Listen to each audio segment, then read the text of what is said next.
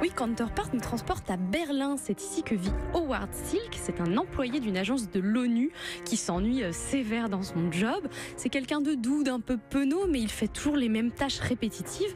Sa vie, elle va être chamboulée un jour malgré tout quand il découvre l'existence d'un monde parallèle, accessible par un portail, un monde similaire au nôtre dans lequel chacun possède un double de lui-même. Et celui d'Howard, eh bien, il est très différent de lui. C'est un agent secret brillant, sûr de lui et autoritaire. Il y a 30 ans, pendant la guerre froide, on a fait une expérience. Il y a eu un accident dans ce bâtiment. Des scientifiques de l'Est, il y a eu un problème. Ils ont ouvert un passage juste en dessous de nous. On passe par cette porte et quand on est de l'autre côté, on est dans un autre monde, identique au nôtre. Identique au nôtre? Mêmes événements, mêmes expériences. L'emplacement de ce bâtiment, là où nous sommes maintenant, on l'appelle la croisée. Mais identique au nôtre, il est exactement comme moi, mais il n'a rien à voir avec moi. Donc, quand cette porte s'est ouverte, nos chemins ont commencé à bifurquer.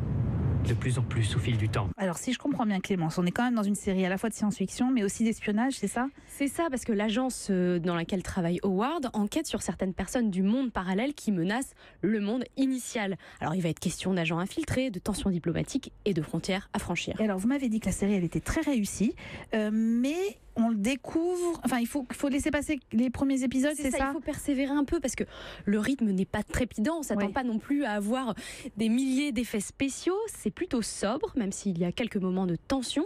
Et puis les protagonistes peuvent apparaître au départ un peu lisses, mais il faut vraiment continuer parce qu'au fur et à mesure des épisodes, eh bien on gagne en intensité et puis on se laisse happer par cette histoire si bien construite et les personnages deviennent de plus en plus complexes et imprévisibles. Surtout, on est bluffé par un comédien, celui qui interprète le rôle d'Howard, c'est J.K. Simmons, qu'on avait vu notamment dans Spider-Man ou dans le film Whiplash.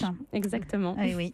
On a l'impression quand même d'avoir des gens totalement différents devant nous. Ils sont totalement différents parce que le Howard du monde initial est vraiment ce que je disais, un peu terne, totalement effacé, alors que son double, lui, est très charismatique et il paraît même plus jeune dans son attitude. Mais ce qui vous a plu aussi, c'est que la série, elle pousse quand même le spectateur à réfléchir, parce qu'on essaye de mettre ça en avant dans les séries, enfin, voilà, qu'il y ait quelque chose à retenir de tout ça. Oui, moi ce que j'ai retenu, c'est qu'elle nous fait vraiment nous questionner sur la notion d'identité. On se demande à quel point nos choix influencent notre personnalité, ou si, comme l'affirme l'une des protagonistes qui est une tueuse à gages, si personne ne peut échapper vraiment à ce qu'il est. Eh bien, la série est à voir, c'est sur OCS Go et c'est en 10 épisodes.